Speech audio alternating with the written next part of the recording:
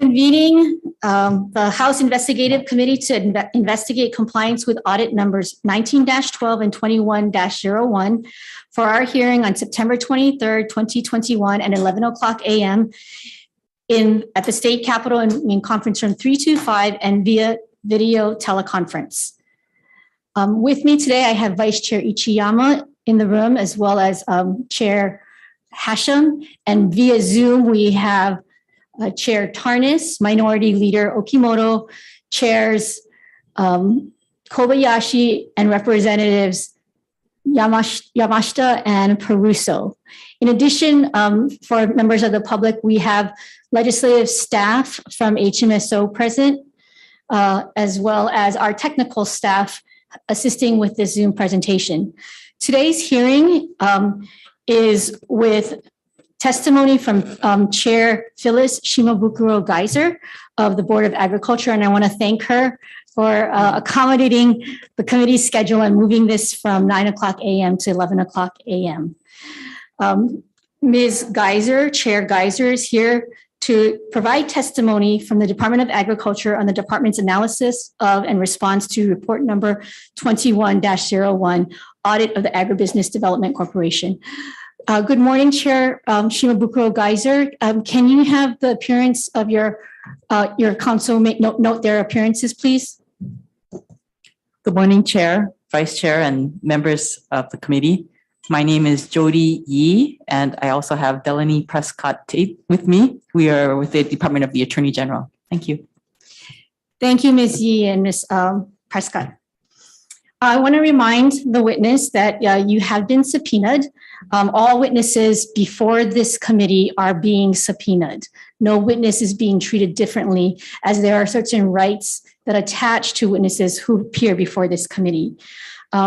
Ms. Geyser, did you receive copies of the resolution and the House Investigative Committees with the subpoena that was served to your office? Yes, I did. Thank you. So pursuant to those rules, I'm going to swear you in now before we take your testimony, and then I'm also going to accept the testimony in the form of a sworn statement that you provided to the committee. So let's start first with the oath. If you can stand and raise your right hand, please. Do you solemnly swear or affirm that the testimony you're about to give will be the truth, the whole truth, and nothing but the truth? I do. Thank you, Chair Geyser. Excuse me, should it be Chair Shimabukuro Geyser or? It doesn't matter. It's hyphenated. Okay. So before we start taking your testimony, I do want to acknowledge that on Monday, your staff submitted to the committee via email the declaration of Phyllis Shimabukuro Geyser, a 3-page declaration dated September 17, 2021, that it included an exhibit A of the minutes of the board meeting dated February 26, 2008, which was a 6-page document of the minutes of the board on that date. Is that correct? Correct, yes. Okay, members, I'm accepting this declaration and exhibit as a sworn statement pursuant to our rules. So this will become part of the evidence before this committee. Any objections, members? Nope. Okay, seeing none, this testimony is accepted.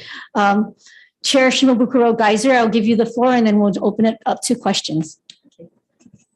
Aloha and good morning. My name is Phyllis Shimabukuro Geyser. I'm the chairperson of the Hawaii Board of Agriculture. I'd like to express my gratitude for accommodating my schedule also and moving my appearance to today rather than Tuesday. So thank you very much.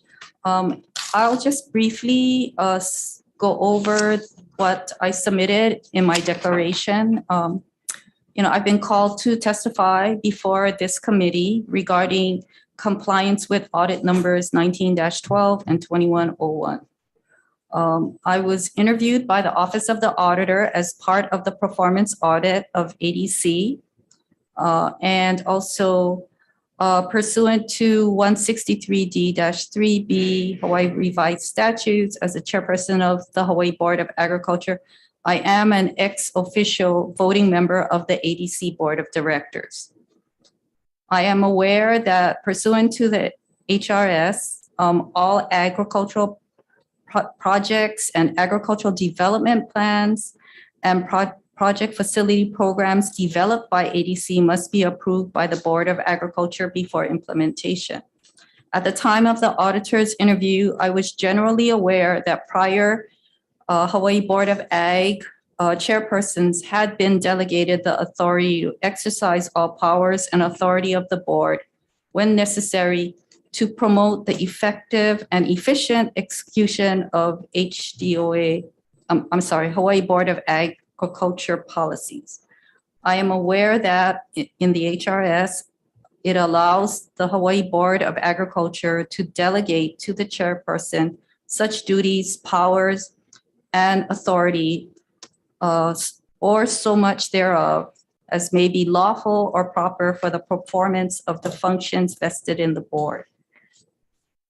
Subsequent to my interview with the auditor, I discovered that on February 26, 2008, ADC requested the Hawaii Board of Agriculture to delegate authority to the Hawaii Board of Agriculture's chairperson for the purpose of reviewing and approving ADC projects. It was noted at the February 26, 2008 Hawaii Board of Agriculture board meeting that if the board wanted to take the power back from the chairperson, they are free to do so at any time. The request to delegate authority to the Hawaii Board of Agriculture chairperson to approve ADC's projects as permitted under HRS Section 26-16 was unanimously approved by the Hawaii Board of Agriculture on February 26, 2008. And as Chair Belatti, you referenced, we submitted Exhibit A. The Hawaii Board of Agriculture has never sought to rescind this delegated authority. I have participated in every ADC board meeting since February 26, 2019. I'm also aware that there may be areas of duplication between the functioning of the Hawaii Department of Agriculture and ADC. As noted by the Legislative Reference Bureau in its report number 3 in 2007 entitled Agribusiness Development Corporation Revisited, areas of duplication exist in Hawaii Department of Ag's Ag Loan Division, Agricultural Development Division, and Agricultural Resource Management Division. The department has devoted a great deal of its resources to providing services to the agricultural community through the dedicated staff of the Hawaii Agricultural Loan Division, the Agricultural Development Division, and the Agricultural Resource Management Division. These staff members include 8 funded and 1 unfunded position in the Agricultural Loan Division, 12 funded and 1 unfunded position in the Agricultural Development Division, and 35 positions in the Agricultural Research Management Division. Pursuant to HRS Section 163D-3A, ADC is a public body corporation placed within Hawaii Department of Agriculture for administrative purposes. And the department has provided and will continue to provide ADC with any services and assistance necessary to facilitate the effective and efficient operations of both agencies. And that's the end of my opening remarks. Thank you. Thank you, Chair Shimabukuro-Geiser. Thank you for not having another 45-minute presentation. We have a lot of materials to review following this initial set of hearings. So I would like to open it up to questions immediately. And the first person up to ask questions is Chair Mark Hashem. Okay, thank you. Thank you all for coming. I just have simple questions. As in, you mentioned that you have duplication of services, like you have a loan division, and there's a lot of recommendations within the auditor's report that I know you guys do. Which areas of duplication should we, rather than having 2 departments do the 2 same things, what do you recommend that we keep under you and we keep under ADC? Oh. Right now, based on the experience and the performance of the department, we do get referrals for agricultural loan information. And so I think that currently our ag loan program can service any agricultural interests for information, for applications and vetting, whether they are eligible. So I think that should continue to stay with our department. And with our ag development division, we have two branches. We have a market analysis news branch, which houses our economists and our statisticians. They go and gather data, and we work closely with USDA National Ag Statistics Service. And so we do enter into cooperative agreements so we can pull data from the national level for Hawaii to supplement what our enumerators gather on the ground. We also have a marketing division, and I know that we submitted a list of all the projects that we have funded to promote local agriculture, to support ag education, training, and then also promote value added, not only in the food production area, but also the non-food production area. So with the horticulture industry. So we also get federal funds to do market promotion and also to increase production of specialty crops. And that is something that we do through the department. And a lot of times those federal funds are issued to departments of agriculture, state departments of agriculture.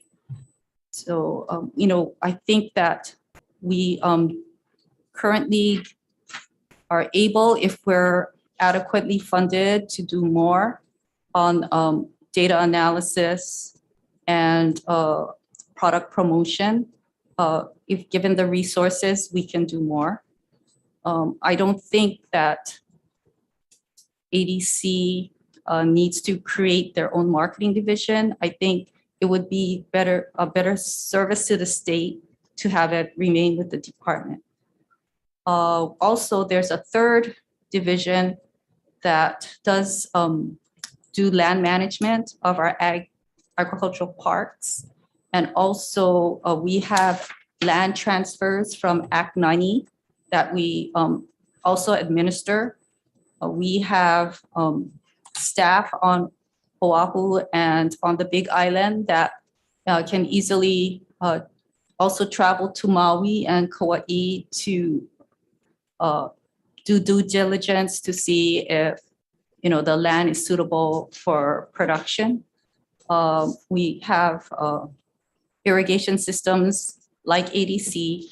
ADC currently handles irrigation for Waihole Ditch and also on Kauai. We do assist them. We provide technical engineering assistance, and we do that to handle them like the ADC is a client. We help them with scope, and then making sure that we assist them with going to bid to get the lowest bidder, seeking the right consultant to do the CIPs.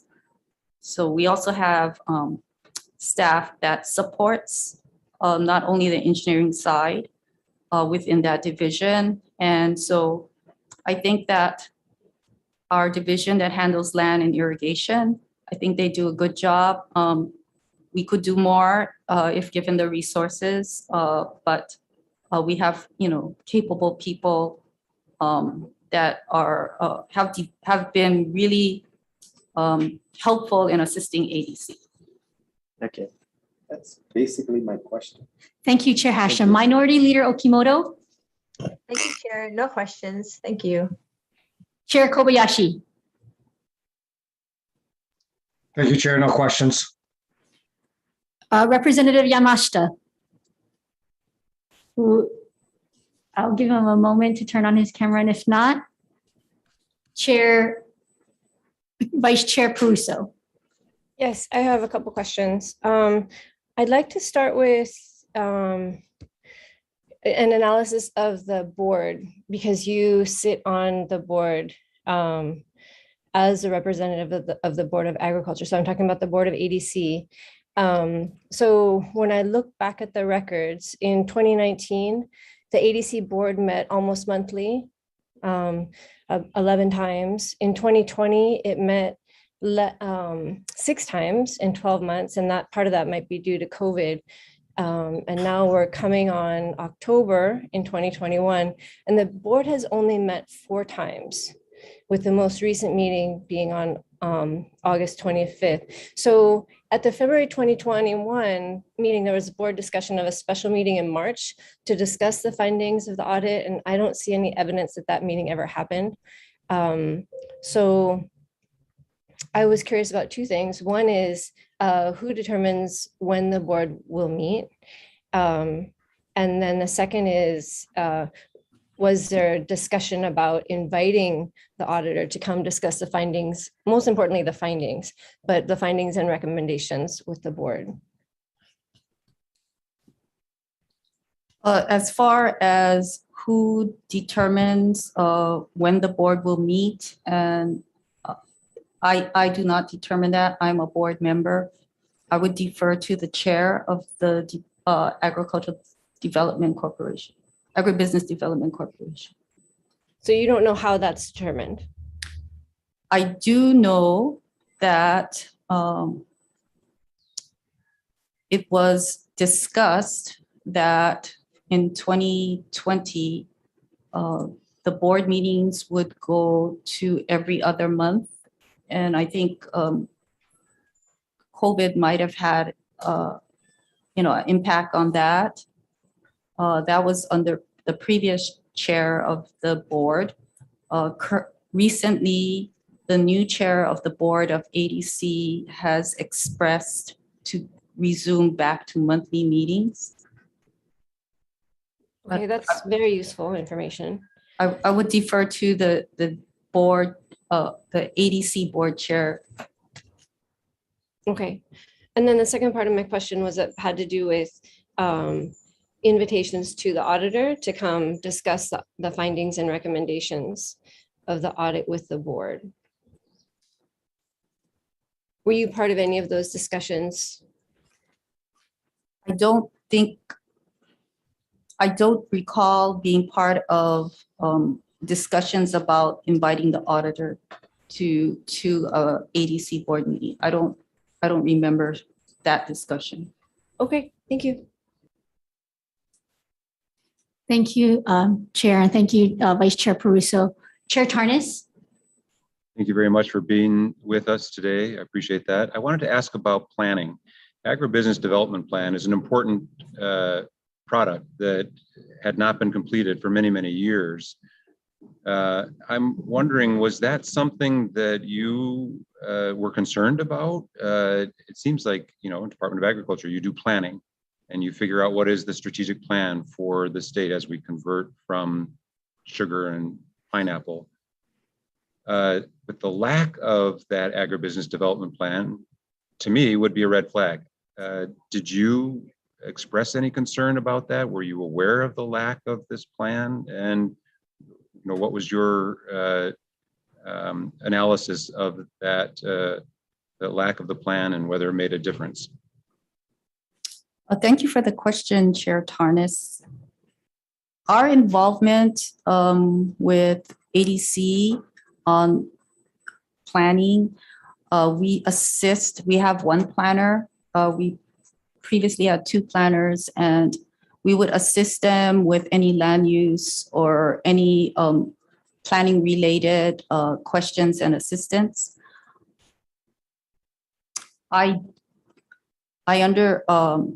As far as the agricultural business plan,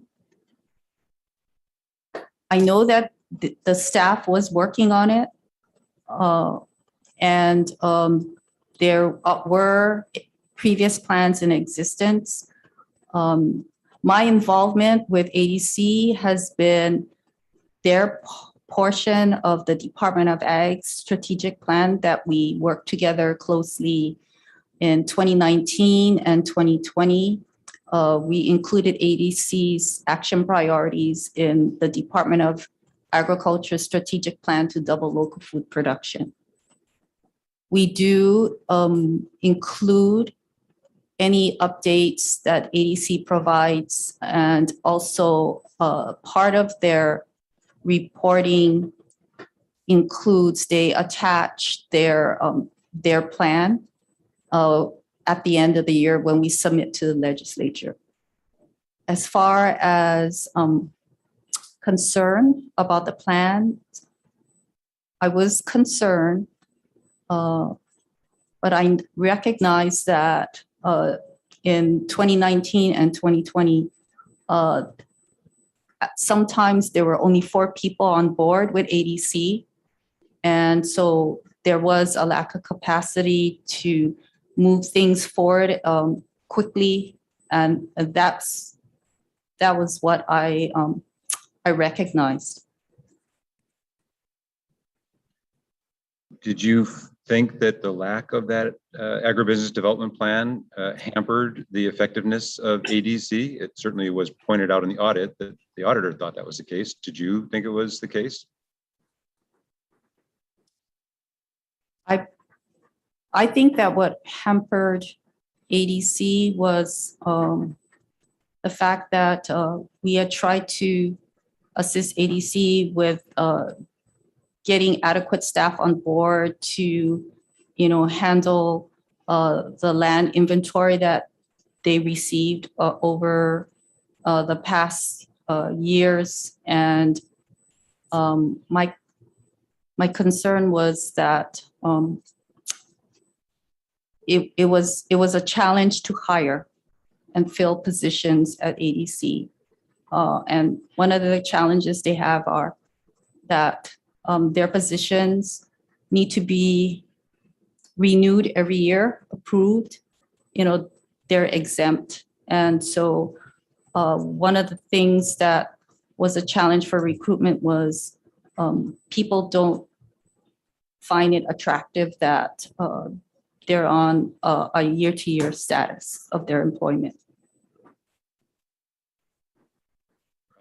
Okay, I've asked my 2 questions. I'll turn it back to you, Chair Belatti, and look for my next turn. Thank you. Thank you, Chair Shimabukuro-Geiser. Thank you, Chair Tarnas. Vice Chair Ichiyama? Okay, let's see. I have several questions on the delegation of board authority.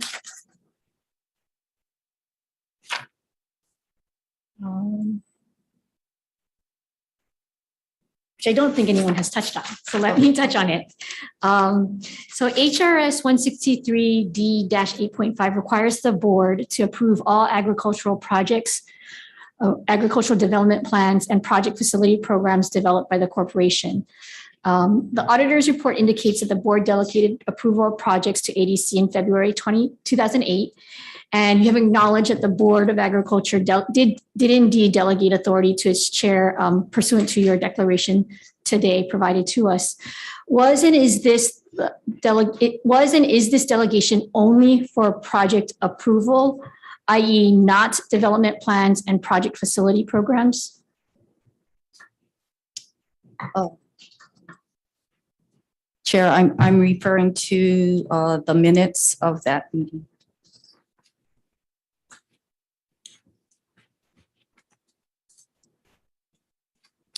So the recommendation that was adopted by the board was that the delegation of authority, the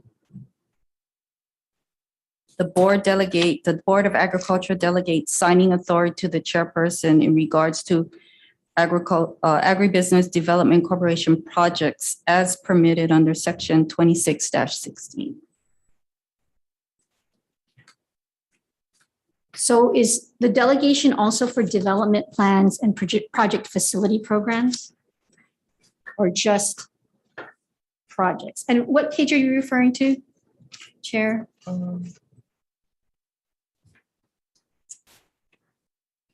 The recommendation is in the board submittal on February 26th, and it's page B-3, and it was adopted unanimously by the Board of Agriculture.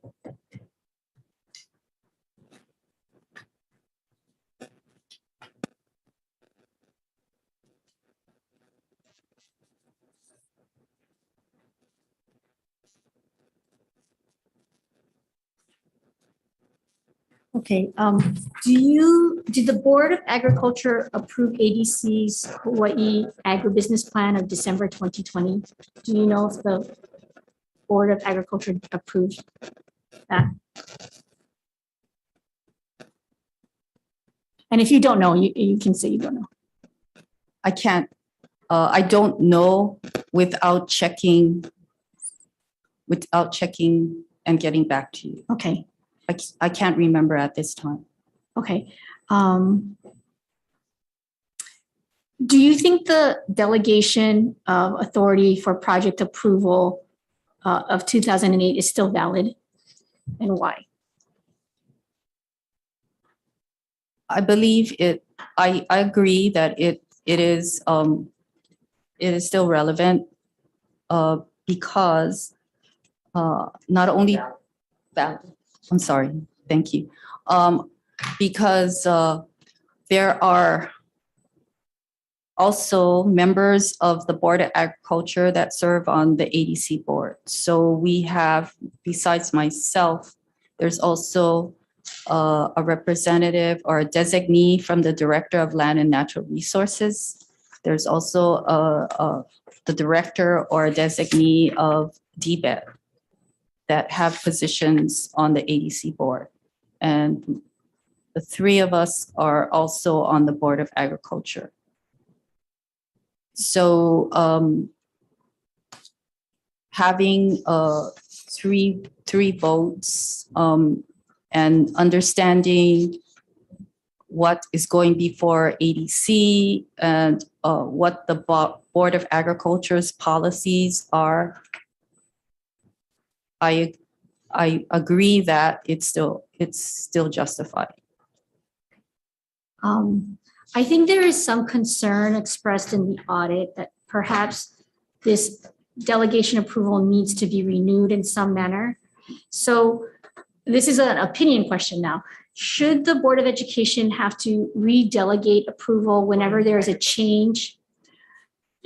Board of Education. I'm sorry, Board of Agriculture, thank you. Should the Board of Agriculture have to redelegate approval whenever there is a change in Board of Agriculture membership or chair?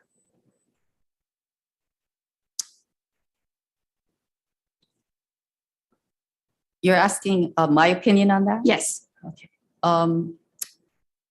I understand. To me, when whoever becomes the chairperson of the Board of Agriculture has to understand what the authorities of both boards are, and realizing that there's a delegation that exists. The chair could always bring up the issue of the delegation before the board at any time.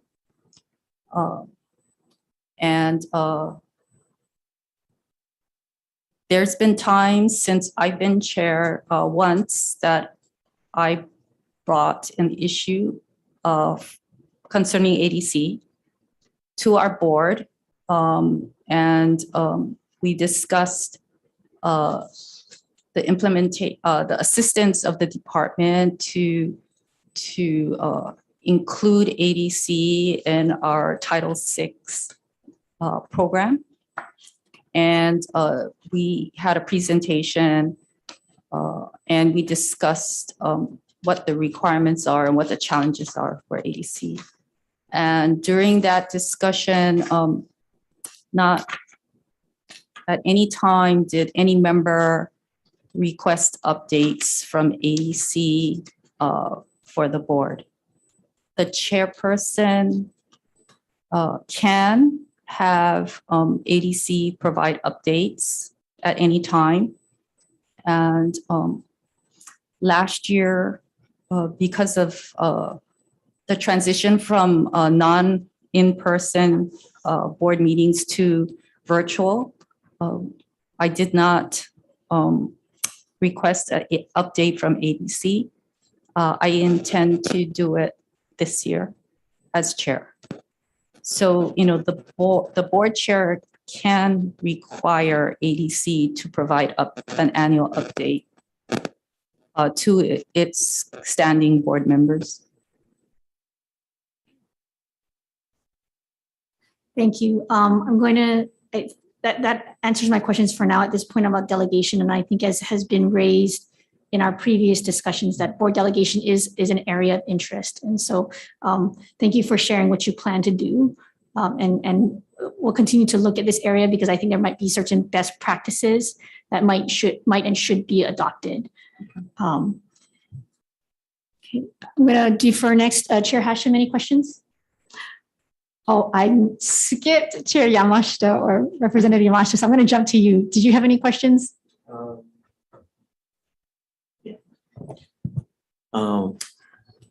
Morning. Good morning. The how many other boards do you sit on or commissions? I'm on the Hawaii Invasive Species Council. I also serve on the Climate Adaptation Commission.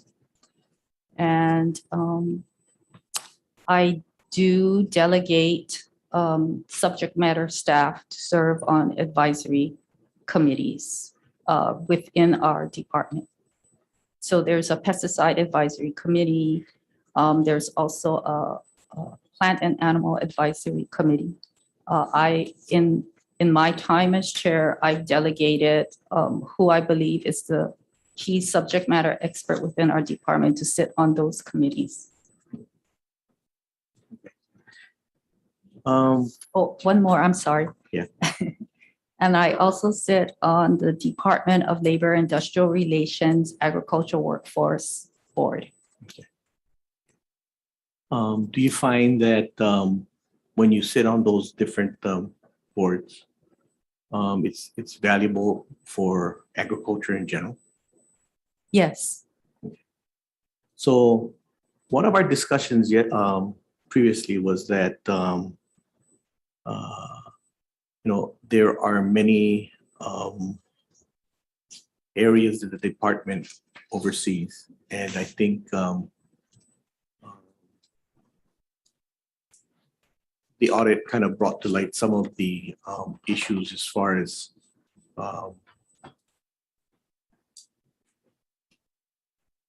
we're not doing a very good job at all the different things that the agency has to do. And it may be because we have to become more strategic on what role every department, board or agency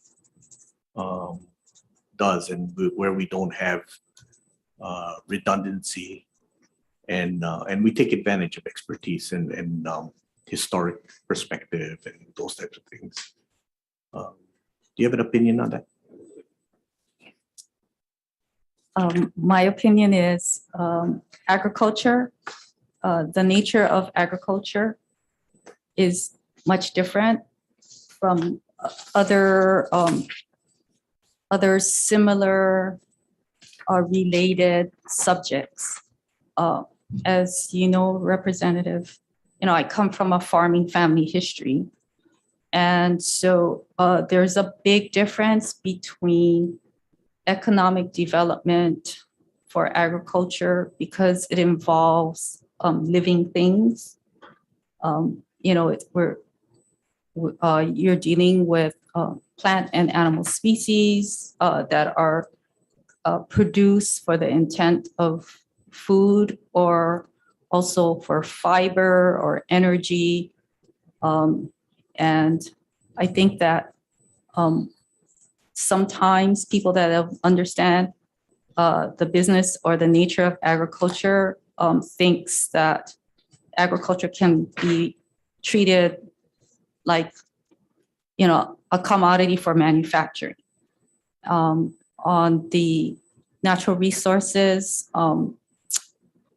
issues, I think that agriculture is broadly involved in not only the environment to produce crops, it's also very much a part of how to protect the environment from invasive species. And I think that because of our partnership with our federal agency, you know, even at the federal level, we deal with pesticides. We deal with forestry. We deal with not only commodity crops, but we also deal with human health and animal health diseases. So I think it's a more complex analysis of how to divide the department. My hope is that if there is any kind of reorganization consideration, that it doesn't weaken the state's partnership and presence with USDA, because we do a lot of work through cooperative agreements with USDA. And with this pandemic, there's been opportunities from the USDA, whether it's a block grant consideration or it's specifically to states. And sometimes in the economic development piece of it, you know, our grants are specifically made to state departments of agriculture. It's not to a division of economic development. So those are some of the examples. It's just the nature of agriculture, what we do. It's very broad, but you know, it covers what the definition of agriculture is, and it's to provide economic service to mankind with the production of food, fiber, energy. And with all that being said, you know, I understand that certain things have to come to the department. Do you have the ability to assign it to another agency or? There are times where, like on the research component, for us to get better results with invasive species control, we have the ability to fund in the past. Currently, our ability of funding is much more reduced, but we have funded and partnered with CTAR. We also partner with CTAR on food safety issues. We have a FDA grant, and that allows us to do sub-awards with, you know, partnering agencies. Okay. So yes, we have the ability to do that. Okay. So with all that being said, then in your opinion, is there things that ADC does that the department should do, and things that the department does that ADC should do?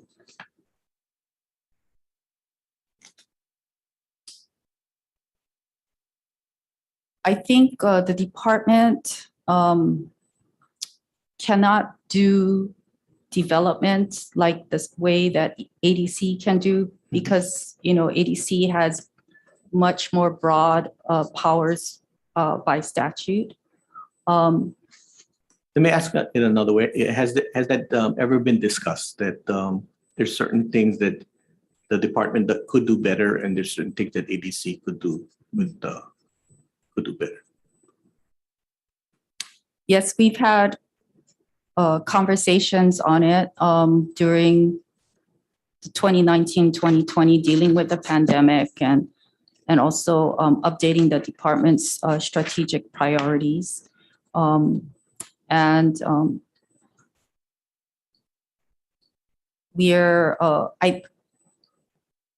I know that we have to continue to improve on our interagency communication. We do meet. ADC is part of our staff meetings that we have for our department. And we do communicate. Staff communicates directly with ADC if ADC has inquiries. I think we can improve on reinforcing the information that the department has available for ADC's tenants, and what ADC needs to do. And we've had numerous discussions to support ADC with the type of production that they can have on their lands that they are trying to award on Central Oahu.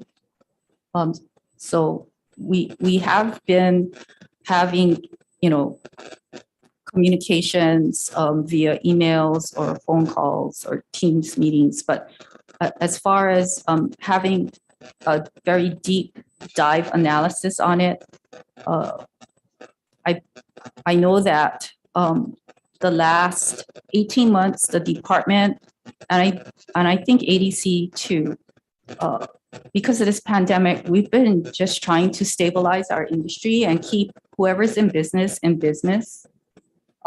until there's more resources coming from the federal government. And a lot of our current attention has been trying to analyze how the department can work better with the USDA's Hawaii presence, because we understand that whether they're ADC tenants or they're Department of Ag lessees, that they need assistance from the department to help them apply and go through the process of how they can get, the current opportunities granted to them. We try our best, but as you know, we're a small department, and so we try our best with the resources that we have. So you've had discussions on who should do what.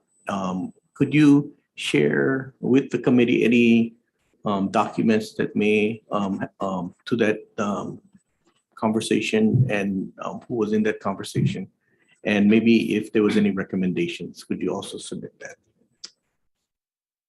If there wasn't, that's okay. But I just want to see where you're at, and then if that would be helpful for, because the committee is also trying to figure out, right, how to, at the end of the day, how to make things better. So we just want to see what you got.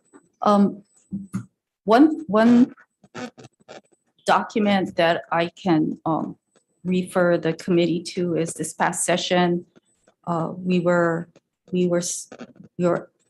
We submitted testimony before the House Ag Committee, and it was regarding the bill to repeal or ADC's existence.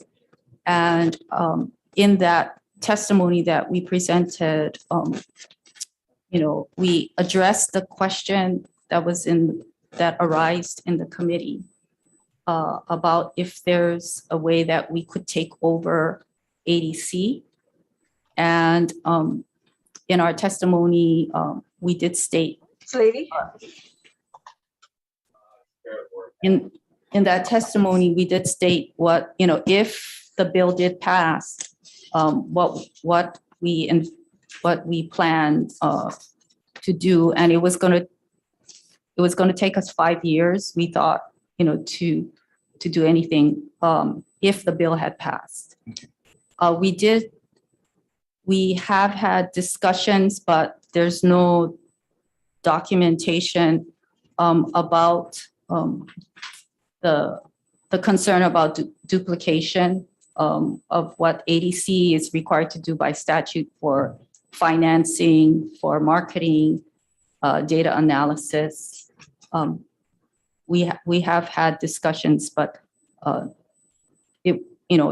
there's nothing in the emails. Thank you. Thank you, Chair. I'm going to follow up with that, Chair Shimabukuro-Geiser. I do think that it would be useful. You may not believe you have any communications, but I think it would be useful because the question is not just about the testimony that's provided, but kinds of discussions within the department. So as part of a third subpoena ducis tecum, we'll identify that as an area for you just to look and see if there has been any kind of email communications amongst staff, between you and staff, ADC staff and ADC leadership, so that we can understand perhaps how far in the process you may or may not be in thinking through those issues. I'll turn next to Minority Leader Okimoto. Do you have any questions? No questions, Chair. Thank you. Chair Kobayashi? Thank you, Chair. I'd just like to follow up on a couple of issues that were kind of raised already in the committee that I need clarification on. So one of the important points I think that was brought up was whether there was a discussion about having the auditor be present at the meeting where you would be discussing the audit findings. Your answer was that you don't recall a discussion. So I'll rephrase it a little differently, but in your opinion, is there any reason why you would not want the auditor to be at that meeting, or would you want him to have him there? What is your opinion on whether it would be helpful or not to have him there? Thank you for the question, Representative. My personal opinion, I don't speak for the ADC board, but I don't have any concerns or resistance to having the auditor present at the ADC board meeting. You think it'd be a good idea to have him there? I think that it would be helpful, yes, because since the audit, there are new members on the board of ADC, and so I think it would be helpful. Okay, so helpful would probably mean the same as a good idea, I would guess. So, yes, I don't disagree. So my second follow-up, one of my concerns at a high level, looking at a whole situation of what we're dealing with here, I think speaks to the lack of a long-range strategic plan. There was a question raised as to whether you thought the lack of such a plan would hamper ADC. Your response was that ADC has a hard time hiring people, and that lack of personnel is their issue, which I didn't really add clarification to me as to whether you think ADC is hampered by the lack of a long-range plan. So if you could speak to that directly, I'd appreciate it. I do not disagree that they should update the plan. I think that having an updated plan is helpful, is valuable. My comments were addressed to Chair Tarnas was that, yes, there is a concern for them having an updated plan, but understanding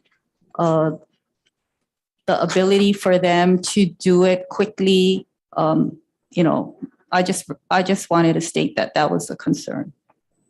But I do agree that they should have the plan updated, and if the board feels that the current plan is still relevant, and that's the board of ADC will will make that decision. So do you think the lack of a plan hampers ADC? Yes. Oh, all right, I don't know. Yes, it hampers ADC or any organization. There is a plan, and whether the plan needs to be updated, it's something that the board needs to discuss. Okay, thank you. No more questions. Just a clarification, when you say the board needs to discuss, do you mean the Board of Agriculture? ADC's board. Okay. ADC's board needs to discuss. I apologize. Thank you. There's so many boards here at work. So it was very good for that clarification. Vice Chair Pruso. Did you want to add something? Chair Shimabukuro-Geyser, it sounded like you wanted to say something. You're good? No, I just apologize to Chair Belatti that I did not make reference to the ADC board. Okay, so I have questions. And thank you so much. You're one of the most agreeable people in state government, and I really enjoy working with you. But I did want to ask a couple questions. And the first is about the oversight of the executive director by the board of ADC. So in statute, the issue is that according to the enabling statute, the board is supposed to exercise its authority over the corporation through the appointment of the executive director, who the board is supposed to hold accountable for day-to-day operations and developing and administering corporation activities, including the execution of board policies. So I'm wondering what oversight looks like. And when I think about that, I go straight to performance evaluation and renewal of contracts. So I'm wondering if you can share with this body the tool that's used to evaluate the executive director and the kinds of questions and issues that structure or frame that evaluation.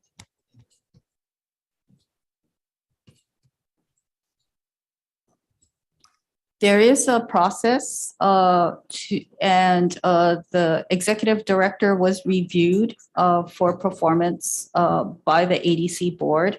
I can't recite from memory but there is a matrix of expectations, and we did do a performance evaluation.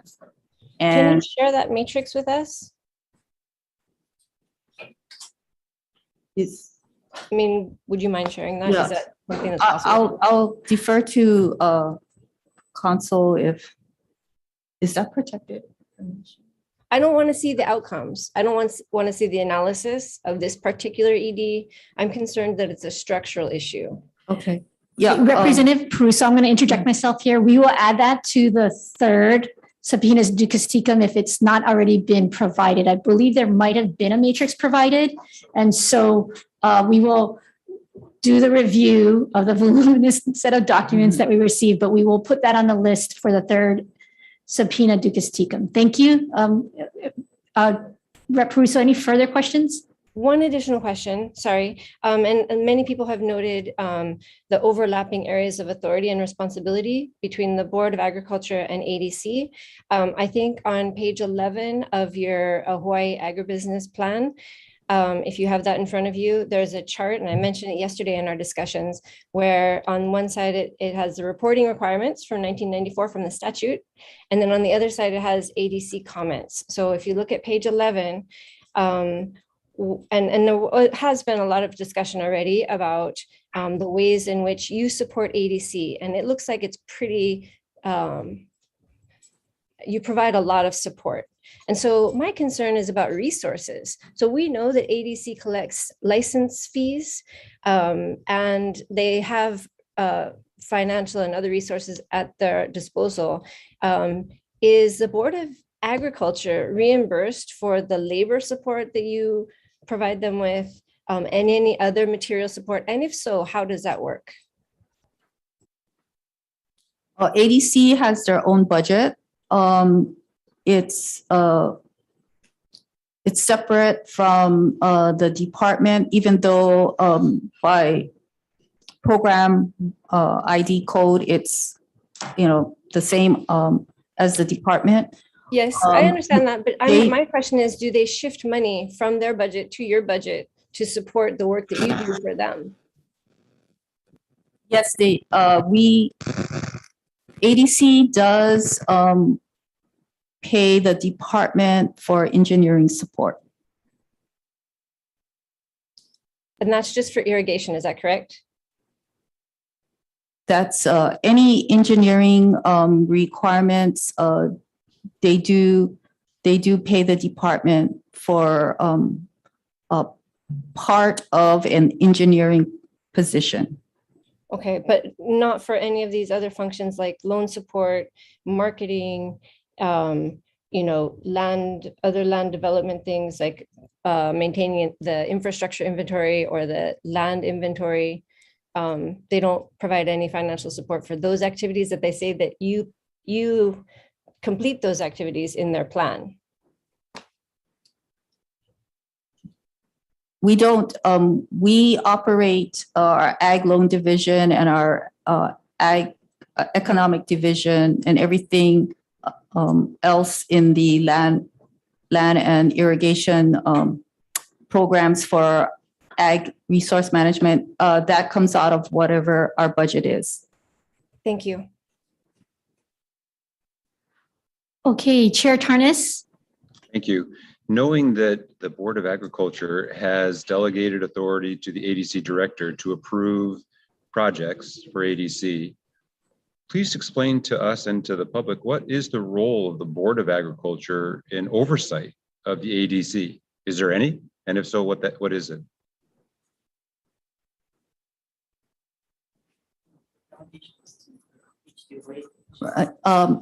I believe the delegation was not to the ADC executive director. The board delegated the authority to the chair of the Board of Agriculture, who has a seat on the board of directors for ADC. Okay, so noting that the Board of Agriculture delegated authority to the chair of the Board of Agriculture to approve ADC projects, what is the role of the Board of Agriculture in terms of oversight and evaluation of effectiveness over the ADC? Is there any? There is authority of the Board of Agriculture over ADC through its delegation to the chairperson. And the chairperson can bring ADC forward before the Board of Agriculture for any reasons. And so, as I previously stated, that I am intending to ask them to come before the board before the end of this calendar year to provide an update to the members of the Board of Agriculture. As far as approval oversight, as I previously mentioned, we have 3 members of our Board of Agriculture that sit on ADC's board. So approval of board projects, board action of ADC has the vote of myself, the Department of Land and Natural Resource designee, who currently is Mary Alice Evans, and also, it's currently Kaleo Manuel, and Mary Alice Evans has a vote on behalf of DBED. Sorry about that. Okay, so just so I'm clear, so you as the Board of Agriculture Chair are responsible for reviewing and approving any ADC project, and you've done that consistently since you've been board chair. Yes, in addition to other administrative requests or approvals. Okay. Let me just ask another question regarding land management or land disposition. ADC uses licenses as their standard practice. Is that the standard practice for the Department of Agriculture and your land dispositions? And have you ever, if not, then have you ever talked to, or have you ever considered whether revocable permits, for example, would be more appropriate? So if you could explain to me, does the Department of Agriculture use licenses? And if not, then what do you use, and why do you use something different? The Department of Agriculture uses general leases. We do have a few revocable permits, but that's a few. The department issues leases, and it's in line with our mission to provide farmers and our ag park. Our ag park lot sizes are generally small. They're like on the average 5 to 10 acre size parcels. So, it's our land management is focused on helping small scale farmers or, farmers that are genuinely new to farming to get affordable leases and water rates. So because we also have the ag loan program, we focus on providing them long-term affordable leases, because that way they can apply for financing. And that's why, our land program is highly focused on providing leases. We do inherit revocable permits in some of our Act 90 land transfers. And we also do, we have converted Act 90 transfers when they come over to the department from RPs to leases. If I do have Deputy Morris Atta available if you need more detailed information. I'm just curious because the auditor had expressed concern about licenses being the appropriate land disposition mechanism because of being difficult to be able to finance based on that. Do you share that concern? I do share the concern of the inability for farmers that are on state land to access financing. I think, and I would defer to the testimony of ADC regarding the licenses. But what I'd like to add is that ADC inherits large parcels of land in sometimes in hundreds of acres, and whereas the department's ag parks, we have the ability to, if given CIP, can subdivide, do proper subdivisions, whereas ADC has not been able to subdivide those large parcels. Thank you. I have another question, but I can wait for another turn. I'll turn it back to you, Chair Belatti. I believe you can continue to ask your questions. Okay, thanks. Thank you. I was curious, in the ADC director's testimony, he was talking about the lack of staff to be able to do various different things. Sometimes ask questions. He said, well, that's what the Department of Agriculture can do. Could you give us a sense of the kind of assistance that ADC asks of you? You already mentioned engineering as it relates to any engineering work. Have they come to you for assistance in developing plans, in marketing, identifying the type of crops that should be grown in certain land holdings that they have? If you could explain to us the kind of assistance that ADC has requested of the board and whether you've been able to provide that.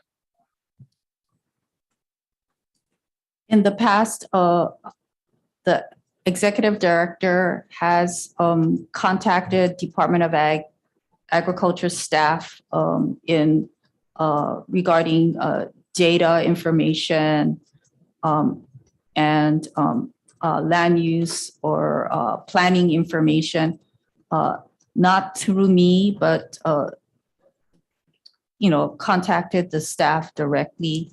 Also with the ag loan program, there's been contact of referrals to our ag loan program about people inquiring about need for financing. And I'm sorry, for the ag development division, ADC's executive director is aware of the projects or promotions that we have funded through the department. Most recently, we did a RFP for $1.5 million for ag economic recovery. So we did 6 awards at $250,000. 2 of the 6 awardees are currently ADC tenants, one on Kauai and one on Oahu. So, those are some of the examples of what we have done to assist them. Also on the fiscal and HR side, we do assist ADC with, getting their paperwork in order to recruit, to advertise with DHERD. We also assist them with their fiscal paperwork also. Okay, let me one more question, Chair, if I may. The ADC director explained that he chose to pivot from focusing on producing field crops for export to producing food for local consumption. And that's a significant pivot from what was described as the purposes of ADC in the statute. Was that something that he consulted with the Department of Agriculture about, or was that sort of an autonomous decision?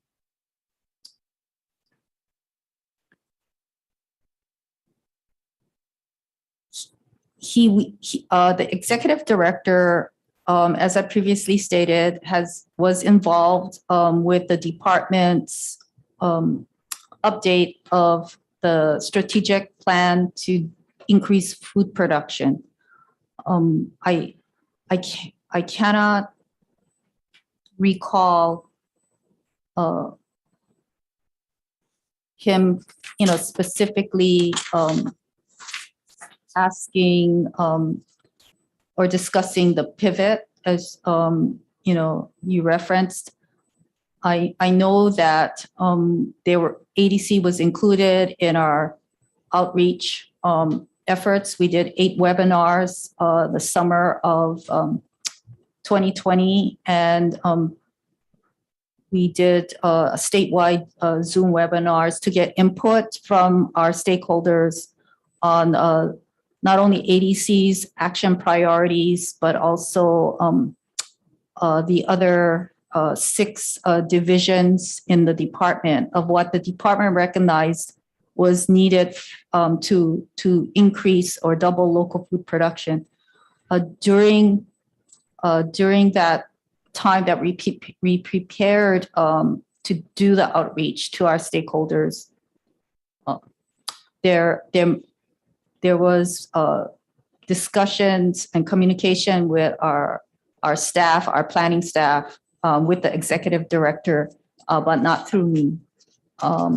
So, as far as his decision to pivot, that wasn't discussed with me, or I was not asked if whether I agreed or disagreed. It is in line with what the priority is for the department under the IGE administration. Okay, thanks very much, Chair Shimabukuro-Geiser. Back to you, Chair Belatti. Thank you, Chair Tarnas. Representatives, I think we're coming to the end, so I just want to go through for any last questions, Vice Chair. Anyone else on the call? Any last questions? And then I'll wrap up with my question. I'm not seeing any indication, any last questions. And of course, we can always have Chair Shimabukuro-Geiser return depending upon our review of the documents as well as additional documents that we'll be asking for. So I'm Chair, not can seeing. I ask a quick, sorry, I'm so sorry, but can I ask a quick clarifying question? Because I do have a lurking. Okay, sure. Vice Chair Perusa, go ahead. And that is circling back to my discussion about the lease fees, or not lease, but the license fees and the income that ADC generates. So I'm interested in where the money goes and why that money is not used to hire more personnel to fulfill the functions of ADC. It's because this is a board matter. So I imagine you might have board discussions about it to more effectively fulfill the mission of ADC. Because you do have those Chapter 76 exemptions. So can you help me understand that better? Thank you for the question, Representative Peruso. I would have to get back to you on that because ADC's personnel funding comes from certain revolving funds. And so I would need to double check on that, whether the same revolving fund that's collecting fees, if, what the personnel expense is covered, where the personnel expense is covered. Thank you. That'd be very helpful. Thank you. Members, any other questions? I'm going to wrap up with my last question, and then members, we're going to excuse the witness, and then we have some procedural matters to take care of. So please don't log off quickly. Thank you, Chair, again for joining us. I wanted to follow up on an area of questions that actually Vice Chair and Rep. Yamashita had on coordination among agencies. So on Tuesday, ADC mentioned that there needs to be better coordination, and the issue was raised by some of our members, better coordination between agencies involved with agriculture. So for example, CTAR, Department of Agriculture. I would even throw in there potentially the Department of Education as they have to implement the goals that we passed this year. Do you agree that there needs to be better coordination amongst these agencies? Yes, I think there's always room for improvement. So how do you think that better coordination could be achieved? I think we should, and our partners, as you identified, CTAR and ADC, the Department of Ag and Department of Education, we should meet together, during the year to share ideas, discuss priorities. We do it not necessarily all together. We do it more on a personal level. I meet with the Dean of CTAR once a month, every month. We go over projects, priorities, challenges. And like I previously mentioned that if I don't get a phone call from executive director of ADC, when there's key discussions, I call a staff meeting for the department, and the executive director of ADC or his assistant is included in our discussions. I have had conversations and email exchange, minimal email exchange, but more conversations with Randy Tanaka about what he's trying to do to improve and I guess adjust the farm to school program. So I'd like to share a document that CTAR and DOA did. We circulated this a couple sessions ago, and maybe we need to do it whenever there's a new legislature. But we did, because we go through session every year, and we've asked, how do you collaborate? What do you do differently? Because, we're asked to do certain things, and we'll have to respond and say, oh, that's not what the department does. That's what the university or CTAR does. So we did put together a 2-page sheet. It does describe Department of Ag's mission, CTAR's mission, our activities, our responsibilities. And at the end, we have common task and collaboration. So I bought 6 copies. I'll leave it with you. And if we can also forward an electronic copy, but the dean and I did have in our monthly discussion, whether we should roll it out again, because there's, the membership in the legislature might have changed since the last time. Okay, so we will accept this into the evidence, and we'll also ask that it be provided in the third Sabina Dukas Tecum, and we'll just list it, but then your attorneys can just provide that with this as well. So it becomes an official part of our record. Okay. So thank you for sharing this resource with us, Chair. Thank you again for being with us. And so we will conclude this part of your testimony. Again, like I said, we do have numerous documents to review, and we'd like to review what's happened over the last several days of hearings. And then we will make sure that we get back to you whether or not we would like to recall you as a witness on some of these issues. There might be some interest in digging a little bit deeper into the licenses and RPs issues. So we will keep your attorneys and yourself apprised as well of those potential hearings on those issues. So thank you, Chair Phyllis Shimabukuro-Geiser, and thank you to your attorneys. And then we're done with this portion of the testimony. Did you want to make any closing remarks? I'd just like to thank the committee, and we'll continue to cooperate and get the information that we can retrieve to support the work that you do. And I'll be ready and available whenever you need to call me back. Thank you. Thank you, Chair Shimabukuro-Geiser.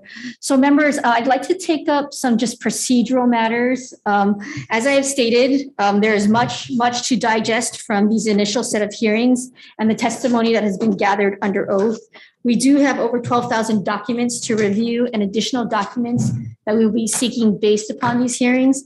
My staff and I will go through the hearing transcripts to understand what other documents we're going to be requesting. So to that end, and while it does not meet the 7 days written notice, my plan is to have a meeting of this committee on Wednesday, September 29th at 9 a.m. And we will be taking up the matters of issuance of Sabina Dukas Tecums to all of the agencies involved, as well as potentially scheduling the appearance of witnesses before the committee.